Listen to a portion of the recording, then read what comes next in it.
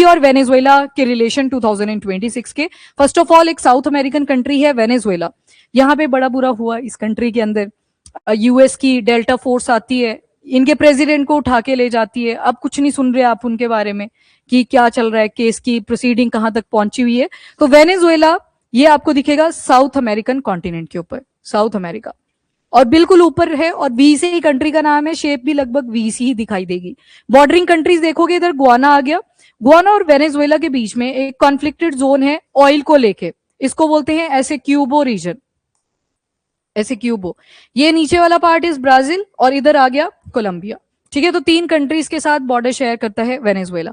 ये कैपिटल आ गई कैरेकस, जहां से उठाया गया था प्रेसिडेंट मदुरो को। अभी जो यहाँ पे एक्टिंग प्रेसिडेंट है उनका नाम है रॉड्रिगोस, जिन्होंने इंडिया विजिट करा लास्ट वीक ही। तो उसकी आउटकम्स ही देखेंगे कि किन किन मुद्दों के ऊपर उन्होंने बातचीत करी। अब जो वेनेजुएला है, यहाँ पे ऑयल वगैरह की प्रेजेंस ठीक ठाक है, लगभग 303 बिलियन बैरल का ऑयल यहाँ पे प्रेजेंट है, 303 बिलियन बैरल। इसको अगर प्रोड्यूस कर लें तो सबसे ज्यादा अमीर भी कौन हो जाएगा? जैसे अरब नेशंस आप देखते हो, West Asian, Saudi Arabia, UAE, कितने अमीर दिखते हैं आपको, क्यों? ऑयल की वजह से। पर आज के टाइम पे इकोनॉमी को एक्सपांड भी कर रहे हैं, पर थोड़ी सी फाइट चल रही है तो उस वजह से ये भी डिस्टर्ब हो रखे हैं।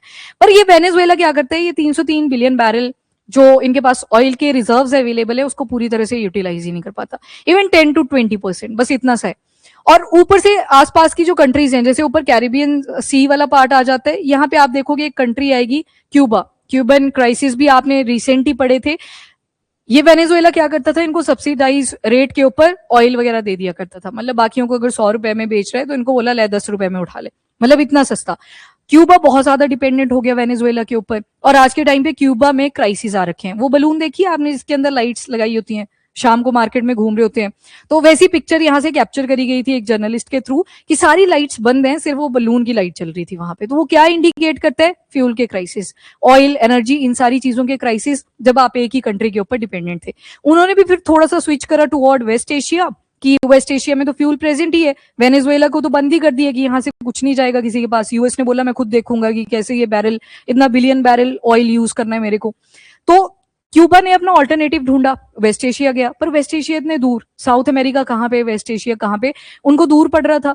और फिर वहां पे भी लड़ाई शुरू हो जाती है। क्यूबा में लिटरली क्राइसिस आ गए। ये आपकी केस स्टडी भी बन जाती है कि जब आपकी एक ओवर डिपेंडेंसी हो जाती है किसी एक कंट्री के ऊपर, और ज्योग्राफी कितनी मैटर करती है कि डिस्टेंस ज्यादा बढ़ा तो ऑब्वियस सी बात है आपको फ्यूल भी ज्यादा पैसे पे करके खरीदना पड़ेगा, क्योंकि टैंकर जब आएंगे तो दूर तक आएंगे, और दूर तक आएंगे फ्यूल ज्यादा लगेगा वहां पे भी। तो ये प्रॉब्लम्स वेनेजुएला के कॉन्टेक्स्ट में थी। चीजों को स्टेबल करने के लिए कोई ना कोई पॉलिटिकल पार्टी सेटअप करती है, तो यहाँ पे बैठ जाती हैं एक्टिंग प्रेसिडेंट, जिनका नाम है रॉड्रिगोस। साइड में पिक्चर देख लो। तो इनकी विजिट थी अभी टू इंडिया। अब क्या क्या की आउटकम्स निकल के आई इस नेगोशिएशन के दौरान, उसके ऊपर आपने फोकस करना है। अब देखो, वेनेजुएला से ऐसा नहीं है हम ऑयल परचेज नहीं करते थे। एक टाइम पे यहाँ पे बड़ी ज्यादा इन्फ्लेशन हो गई थी, यूएस ने सैंक्शन लगा दिए थे कि कोई इनके साथ ट्रेड नहीं करेगा। एक यहाँ पे भी आपको ग्रुप मिलेगा जिसका नाम है ट्रेन डी अरागुआ। हाँ, ट्रेन डी अरागुआ 2014 में जो प्रिजन है वेनेजुएला की, उन्हीं की फॉर्मेशन यहाँ पे हुई थी। तो ड्रग्स वगैरह के एलिगेशन भी यूएस बहुत बार लगाते हैं वेनेजुएला के ऊपर कि हमारी कंट्री देखो कितनी डेवलप है, यहाँ से ड्रग्स की सप्लाई हमारी कंट्री की तरफ आती रहती है।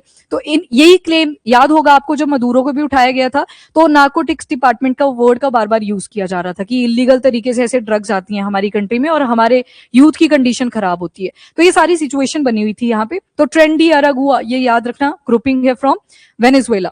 अब दूसरी तरफ इस बार ऑयल के ऊपर तो फोकस किया ही है। वेनेजुएला से हम ऑयल परचेज करते हैं, पर जब यूएस सैंक्शन लगा देते हैं तो फिर हमें भी हटना पड़ता है, क्योंकि ऊपर से यूएस देखने लग जाता है कि अच्छा खरीदना है तूने तो एक्स्ट्रा पैसा देना पड़ेगा। तो इस करके इंडिया भी एब्सटेन कर लेता है। रिलायंस कंपनी आपने सुन रखी है, ऑयल वो भी परचेज करना चाहते हैं फ्रॉम वेनेजुएला।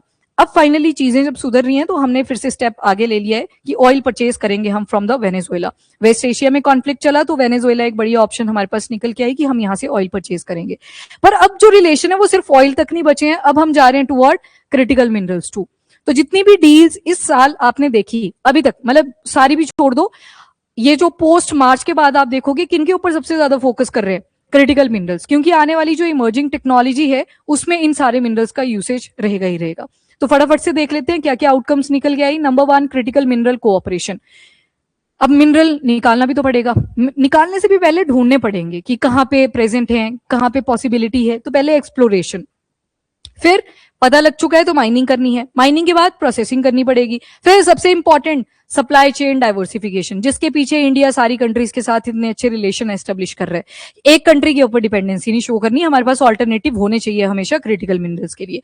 और सबसे important work in critical minerals का, कि एक तो अपने पास थे नहीं, और थे तो लिमिटेड क्वांटिटी में थे, खरीदने पड़े किसी दूसरी कंट्री से, पर जरूरी नहीं है वो हमेशा हमें क्वांटिटी में सप्लाई करेगा, तो रिस्क हमेशा बना रहता है। और चाहिए किस चीज के लिए, आज की इमर्जिंग टेक्नोलॉजी के लिए। इलेक्ट्रिकल व्हीकल बिना लिथियम के कैसे बनाओगे, क्योंकि बैटरी में तो लिथियम लगना है। रिन्यूएबल एनर्जी का सपना तो देख लिया कि 30% इंटीग्रेशन भी कर लेंगे बाय एंड ऑफ 2030, पर बनाने के लिए रॉ मटेरियल तो चाहिए। तो इसी वजह से हम आज के टाइम पे सप्लाई चेन के लिए डाइवर्सिफिकेशन को देखते हैं। तो ये आ गया आपका वेनेजुएला, ये साउथ अमेरिकन कॉन्टिनेंट है।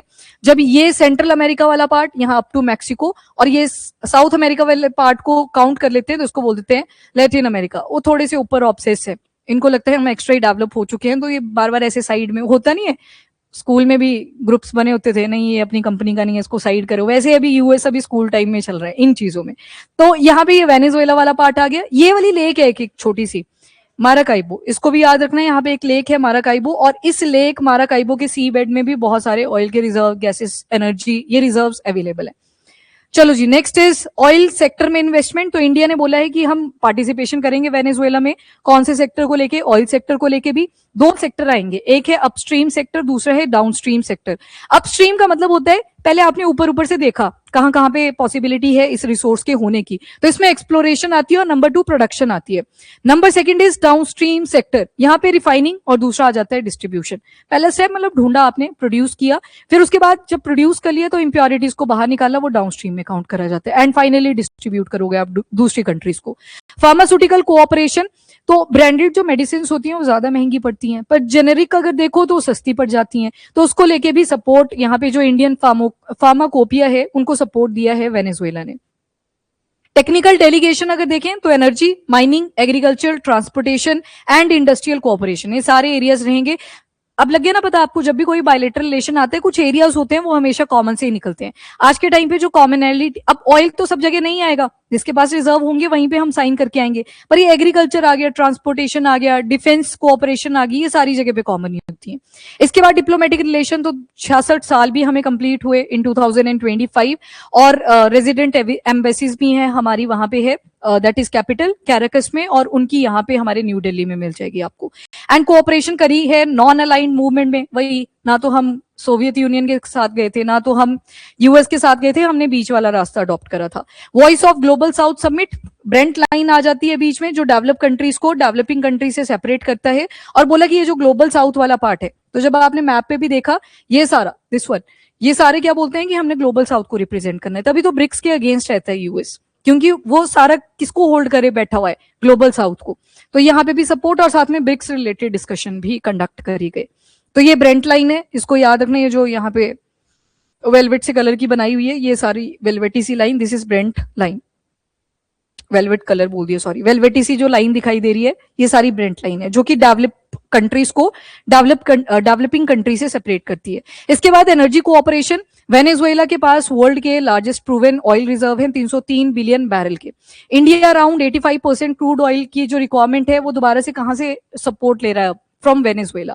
बीच में रुक गए थे, मैंने जैसे कि आपको बताया भी, रुके क्यों थे, क्योंकि सैंक्शन लगा रखे थे यूएस ने, फिर इतनी ज्यादा इंस्टेबिलिटी आई, रिलायंस ने दोबारा से स्टेप लेने की ट्राई करी थी, पर अब दोबारा से चीजें बेसिक पे जा चुकी हैं, क्योंकि वेस्ट एशिया में भी कॉन्फ्लिक्ट चला है, और इंडिया की डिपेंडेंसी ऑयल वगैरह के ऊपर अभी भी बहुत ज्यादा है। ट्रेड रिलेशन अगर देखें तो 679 मिलियन यूएस डॉलर का है 2025 से 26 का। और इंडिया क्या क्या एक्सपोर्ट करता है, तो फार्मास्यूटिकल, मेडिकेशंस आ गई, cotton, machinery, refined petroleum product. Import क्या क्या करता है, तो crude oil, mineral fuel, aluminium, iron product etcetera. Development और कल्चरल कोऑपरेशन देखें तो इंडिया का टेक्निकल और इकोनॉमिक कोऑपरेशन प्रोग्राम है, उसमें ये कोऑपरेट करते हैं। अटल बिहारी वाजपेयी स्कॉलरशिप स्कीम भी है, और साथ ही इंडिया का यूनाइटेड नेशन डेवलपमेंट प्रोग्राम भी है, तो इसमें फंड्स वगैरह जो आते हैं तो दोनों कोऑपरेट करते हैं। ये कोऑपरेशन के एरिया थे, तो ध्यान रखना वही है ओवरऑल पॉइंट्स। एनर्जी सिक्योरिटी आ गई, ट्रेडिशनल सप्लायर के ऊपर हमारी डिपेंडेंसी नहीं होनी चाहिए, डाइवर्सिफिकेशन होनी चाहिए। क्रिटिकल मिनरल्स की सिक्योरिटी आ गई, क्योंकि इमर्जिंग टेक में यूज होंगे। ग्लोबल साउथ आउटरीच, वो जो ब्रेंट लाइन आपने देखा ऊपर ग्लोबल नॉर्थ है नीचे साउथ है, वो जो कंट्रीज को सपोर्ट है वो एक दूसरे को प्रोवाइड करने में cooperation and economic opportunity, pharmaceutical, hydrocarbon, mining, agriculture, infrastructure etcetera.